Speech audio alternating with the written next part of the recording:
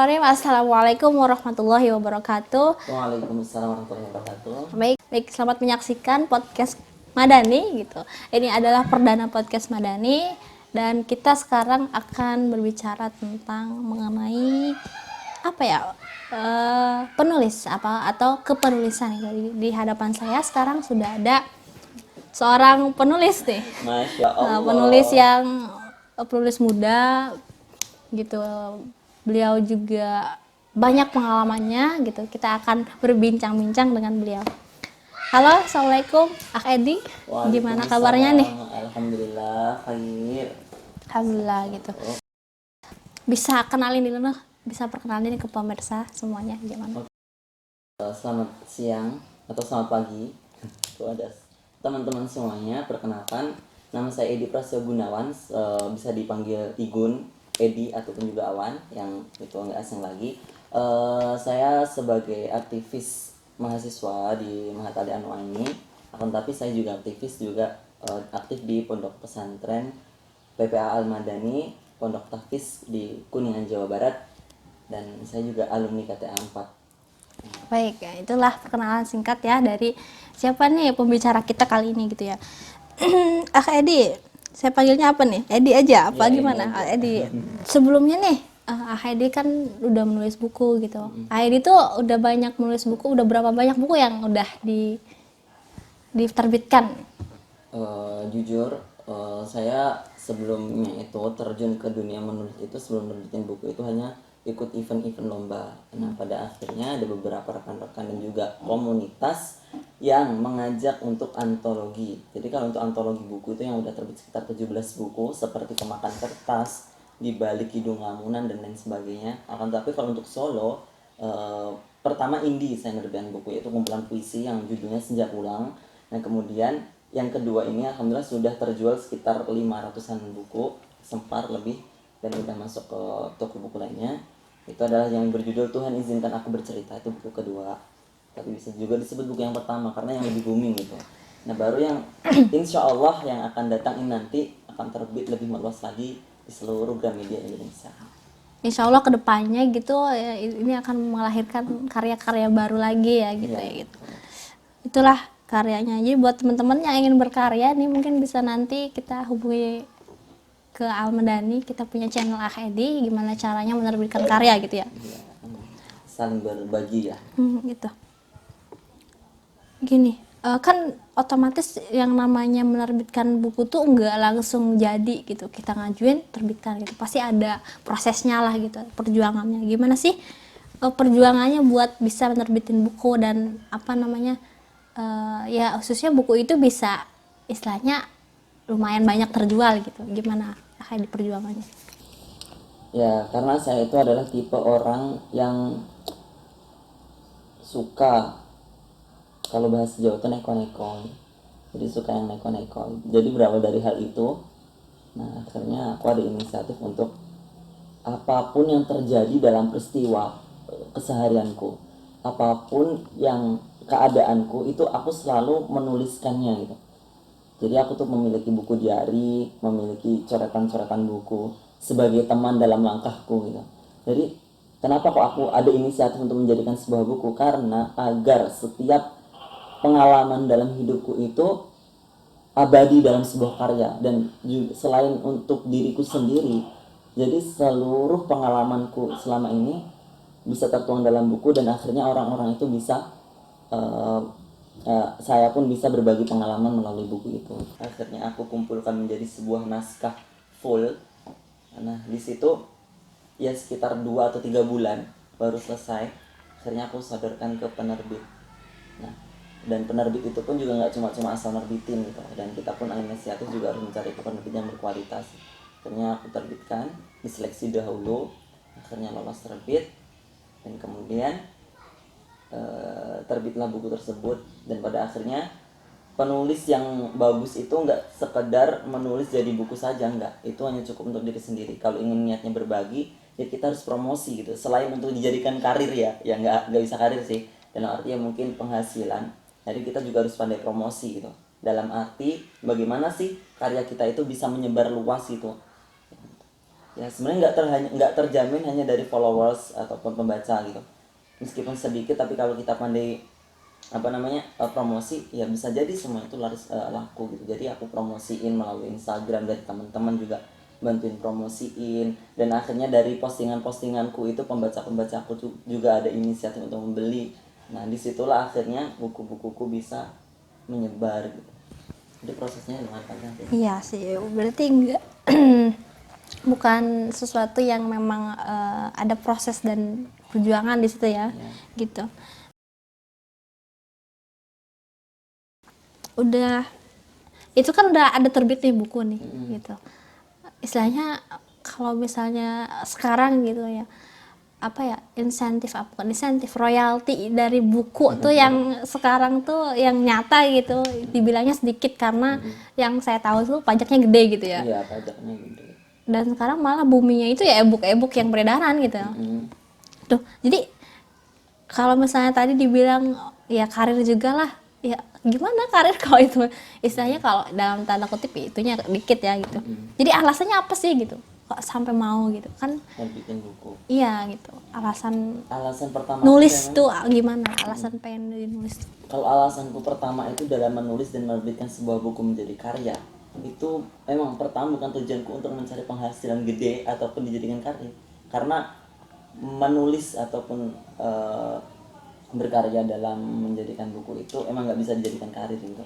Jadi inisiatifku adalah aku tuh bangga gitu loh, kata-kata dalam hatiku itu bisa berbagi dengan orang lain gitu. Yaitu aku ingin nerbitin buku agar orang-orang itu bisa memiliki bukti nyata sebuah buku tersebut untuk dibaca sebagai teman berjuangnya. Jadi gini, saya sendiri pun bukan berarti membuat buku, terutama aku lebih ke cenderung ke ini ya, self improvement ya, dan juga senandika. Jadi ketika aku membuat buku dan orang-orang membeli, ya harapan aku tuh mereka tuh biar sama-sama bangkit gitu. Aku pernah ngalamin keterpurukan, tapi dalam tulisan itu aku juga harus memberi solusi itu. Kenapa aku bisa terpuruk dan apa solusi dalam dirimu. Akhirnya aku menuliskan itu semuanya agar orang-orang membaca itu juga merasa ketika ada di posisi waktu itu dia juga agar tahu solusinya gitu, meskipun solusi dariku dan dari pembaca itu beda. Bener pengennya itu ya sekedar berbagi gitu ya, istilah ayo sama-sama berjuang tapi dengan sisi yang berbeda gitu ya, dengan ya mungkin semua orang ngalamin gitu, tapi siapa dulu yang ngalamin atau Edi tuh pengen berbagi deh, aku tuh pernah kayak gini gitu, kalau kamu juga pernah kayak gini yuk sama-sama bangkit kayak gini gitu ya. Yang gitu. Ini udah nulis nih istilahnya, udah menerbitkan lagi gitu ya, istilahnya udah punya tujuan lah gitu, ada tujuan yang memang pengen benar-benar dicapai gitu. Nah alasan Edi untuk waktu itu memutuskan untuk belajar Al-Quran di sini tuh gimana? Nah jadi kenapa kok inisiatifku ingin belajar Al-Quran? Yang pertama, dari segi agama memang Edi lebih mengutamakan itu, karena Edi juga harus menengok latar belakang keluarga Edi. Pertama, latar belakang keluarga Edi itu memang awam sekali dari agama, dan baru Edi dan mungkin adik kedua Edi ini ya yang baru masuk pesantren, yang ingin belajar agama dari nol. Nah, karena begini, nggak keren dong seorang penulis. Tentu seorang penulis itu adalah orang yang memiliki feeling, memiliki hal-hal yang butuh penuh kesadaran. Nah, tentu dalam hidup ini kesadaran utamanya adalah tujuannya kepada Yang Maha Kuasa ya. Nah, salah satunya belajar Al-Quran. Karena Al-Quran itulah penjelasan ataupun pedoman-pedoman dalam segi kehidupan semuanya. Akhirnya, dengan keadaan seperti ini, aku memilih untuk memutuskan belajar Al-Quran, terutama di PPA Al-Madani, ya kan? Yang mana di situ kita ditargetkan untuk tahsin yang bagus, kemudian menghafal yang bagus itu, namun kaidah-kaidahnya juga benar, dan ilmu hadis, fikih dan lain sebagainya. Tentunya itu juga menguatkan jiwa gitu, menguatkan diri sendiri, lebih berilmu lagi gitu. Akhirnya ya udah, aku harus belajar Al-Quran, agamaku harus aku kuatkan. Entah apapun yang terjadi, meskipun aku masih berbuat dosa, berbuat apapun, yang penting aku masih ada kemauan belajar di situ. Akan tapi dengan tanda kutip, kita tidak, dengan belajar Al-Quran bukan berarti kita menjeda ataupun menghentikan menulis itu gitu loh. Jadi menulis itu tetap jalan, akan tetapi harus seimbang gitu, sesuai porsi gitu. Nah, karena dengan belajar Al-Quran itu apa ya, selain kita penuh wawasan, penuh ilmu ya kan, terus kita juga tentunya nantinya kedepannya juga akan lebih baik lagi. Jadi aku lebih mengutamakan untuk belajar Al-Quran. Aku biar bisa itu, karena di kuliahanku juga, di kampusku itu kan juga sekolah tinggi tentang keagamaan ya, lebih mengutamakan. Teman-teman itu udah ada yang 30 juz, udah ada Masya yang Allah. tahsinnya bagus, sedangkan aku baru datang hanya berbekalkan diri yang kosong itu, ibarat gelas yang butuh diisi air itu, sepenuh apapun tetaplah diisi gitu. Pada akhirnya aku tuh minder banget, wah teman-temanku pandai banget tuh dalam segi agama, dia tuh kuat banget, masa aku enggak sih. Nah, dengan mencapai tujuanku meskipun nantinya berhasil tapi agama aku nggak dapat, seperti apa. Nah, akhirnya aku memutuskan diri, dan juga kebetulan kesempatan di musim yang seperti ini, akhirnya aku datang ke Madani untuk belajar sampai sekarang ini. Dan Keren ya. akhirnya aku juga menuntaskan satu buku itu di Madani gitu loh. Keren gitu ya. Jadi belajar agama itu yang utama, Iya, apalagi Al-Qur'annya gitu. Tapi tidak menutup kemungkinan kita juga bisa melakukan hal-hal yang lain, bisa melakukan karya-karya yang lain gitu ya. Gitu. Itu keren sih, keren beneran. Nah, gitu kan. Nah, ini kan banyak gitu ya pondok pesantren Al-Quran itu udah banyak sekali, apalagi di Jawa Batu udah menjamur di mana-mana, hampir mungkin di Kuningan aja itu di tiap daerah ada gitu. Daerah sini, daerah sana, yang membuka program tentang pondok Al-Quran gitu ya. Nah, gitu, ceritanya gimana sih kok bisa sampai istilahnya tersesat di sini gitu? Ke Madani gitu, Nah, kan. gitu di Madani gitu. Memang sebelumnya sebelum aku memutuskan masuk ke Madani ya kan, sebelumnya aku tuh sudah memiliki banyak channel-channel, dalam arti ya channel apa ya, pandangan aku harus masuk ke rumah tahfiz mana, pondok tahfiz mana tuh. Ya banyak yang di Jakarta, Jawa Barat, Jawa Timur dan lain sebagainya, itu banyak sekali. Akan tetapi aku melihat Madani ini berbeda gitu, karena yang lebih condong ke akunya juga gitu, selain kejar target menghafal, diajari tahsin dulu, dan itu sifatnya daurah gitu kan, sifatnya daurah 3 bulan selesai, jadi target terstrukturnya tuh lebih rapi ya kan. Selain ada daurah Al-Quran juga ada kegiatan-kegiatan misalnya seperti muhadharah, yaitu untuk mengasah life skill kita kan. Terus mengetahui di mana sih bakat kita, mengetahui kepercayaan diri kita. Terus kemudian ada life skill yang lain juga, seperti kita dilatih memasak misalkan, kita dilatih public speaking gitu. Terus ada juga general motivation dari para penulis-penulis lain, dari para pembicara-pembicara lain gitu. Tentunya juga menyangkut tentang Al-Quran. Nah, jadi padu banget gitu aku lihatnya. Dan ada hadis, kemudian tibian dan lain sebagainya. Siapa yang nggak tertarik dong gitu. Sedangkan yang di tempat lain ya nggak menutup kemungkinan ada yang sama, cuma akan tapi lebih memfokuskan ke Al-Quran gitu. Bukan berarti Madani nggak fokus ke Al-Quran ya, justru lebih fokus ke Al-Quran, tapi selain ke Al-Quran jadi show dan actionnya tuh dapat. Disitulah aku mulai tertarik, oh ya. Dan juga biayanya itu sepadan gitu loh, sesuai gitu. Misalkan 3 bulan dengan biaya yang seberapa gitu kan, itu juga udah oke gitu. Istilahnya kalau buat mahasiswa sesuai kantong gitu ya. Iya, Sesuai kantong lah istilahnya gitu ya. Gitu. Apalagi di musim seperti ini kan. Oh iya, itulah sesuai lah istilahnya gitu ya. eh Gini, terakhir ya, sebelum kita ke terakhir sih gitu ya, udah banyak tadi tentang edik gimana, terus di mana tersesat di Madani, di gimana serunya. Sebelum Edi kesini gitu, saya dengar sebelumnya ya dari temannya Edi lah gitu, udah menjajaki kemana, istilahnya udah keliling-keliling lah gitu. Ngapain antum keliling-keliling, nggak punya rumah? Apa nomaden gitu? Nah, berkelana lah itu. Jadi aku dulu itu sebelum penutupan ya, jadi pengalaman hidupnya.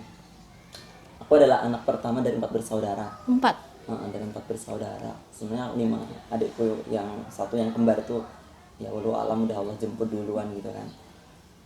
Pada akhirnya aku diputuskan untuk masuk pondok pesantren di Jawa Timur gitu kan. Selama 6 tahun di sana aku digembleng ilmu agama, digembleng berbagai macam untuk berlatih mandiri.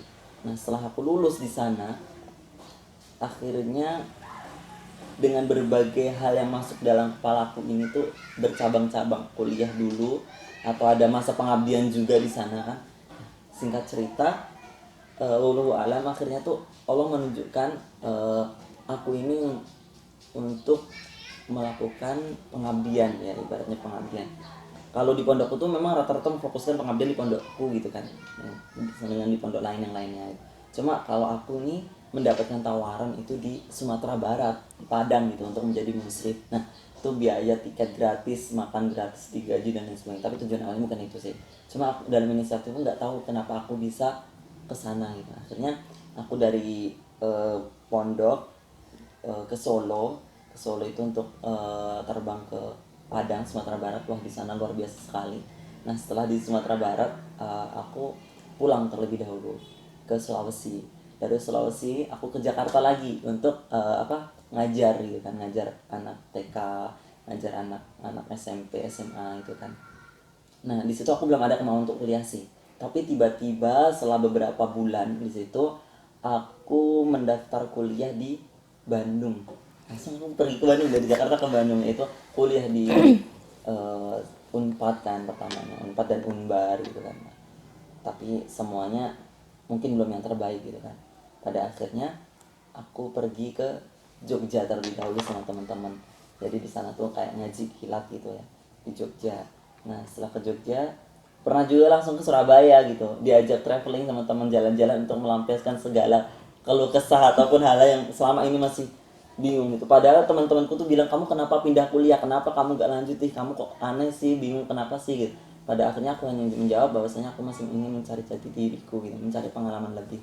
Nah pada akhirnya aku juga ke Malang, juga sudah pernah ke Semarang, ke Bogor, apalagi di Bogor itu di rumah teman ya kan, terus ikut pelatihan dan lain sebagainya. Dan akhirnya ke Banten juga, terus juga ke mana,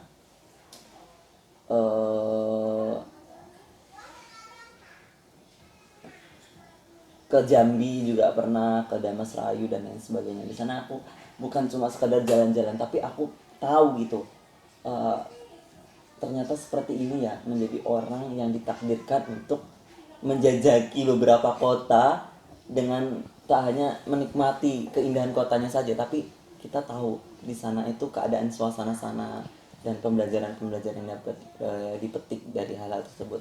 Dan pada akhirnya ya aku memantapkan diri untuk kuliah di Jakarta sampai sekarang ini. Karena pandemi kan soalnya, ini akhirnya aku ya ke Madani ini.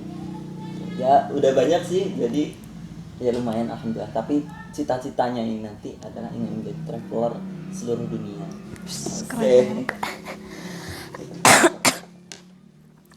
Ya gitu ya, jadi ceritanya gimana jadi bahasanya kesana kemari gitu ya. Cari jati diri gitu kan, pemuda biasanya kayak gitulah gitu ya. Tapi jangan sampai juga akhirnya gitu mencari jati diri nggak nemu-nemu gitu ya. Nggak nemu-nemu lah. Yang pasti kalau ya anak-anak muda nih yang pengen nyari jati diri, carilah gitu, tapi dengan hal-hal yang baik gitu ya, dengan tujuannya ada gitu. Jangan sampai nggak nemu juga gitu, udah kemana-mana gitu ya. Satu pesan, misalkan meskipun kita belum mantap ke misalkan dalam satu tujuan, nggak apa-apa kita mencari tujuan lain, asalkan di setiap tujuan yang kita jajakin itu dengan cobaan yang sama ya kan, tentu kita jangan terus-terusan ingin mencari tujuan yang lain gitu, ke tujuan 1, tujuan 2, atau mungkin maksimalnya ke tujuan 3, kita klarifikasi diri di situ gitu. Nah kalau memang terus-terusan seperti itu, nah memang kita dilatih untuk keluar dari zona nyaman itu, dan kita belajar di zona itu. Jadi mantapkan tujuan, terus kita juga belajar dari tujuan yang sebelumnya gagal. Jadi gitu. Jadi bukan berarti kita berpindah-pindah terus itu ya kan? Kita boleh berpindah ke tempat satu ke tempat yang lain, tapi dengan satu catatan, kita benar-benar memantapkan di situ. Oke. Keren ya, keren, ceritanya banyak banget inspirasi gitu ya.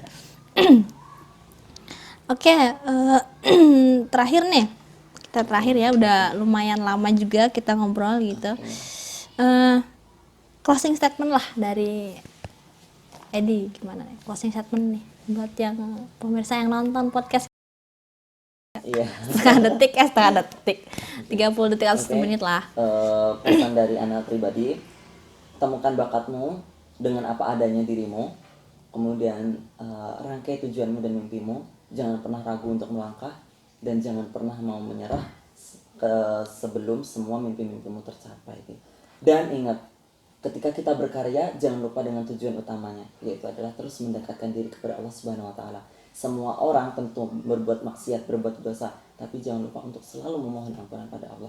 Belajar Al-Qur'an itu lebih utama, dan mengembangkan bakat itu juga penting. Jadi intinya kita tetap semangat dan tidak pernah pantang menyerah. Ibarat aku cuplik ya dari salah satu buku yang memotivasi aku adalah, indah pelangi setelah badai dilalui, dan indah kupu-kupu setelah ulat bulu.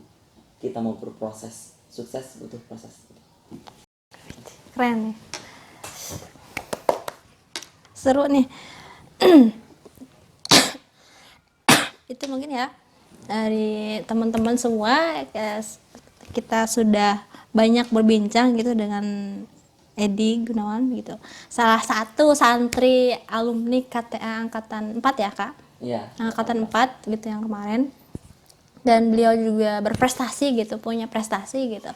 Dan ini merupakan jejak yang mungkin teman-teman yang suka nulis bisa ngikutin gitu, istilahnya gitu ya.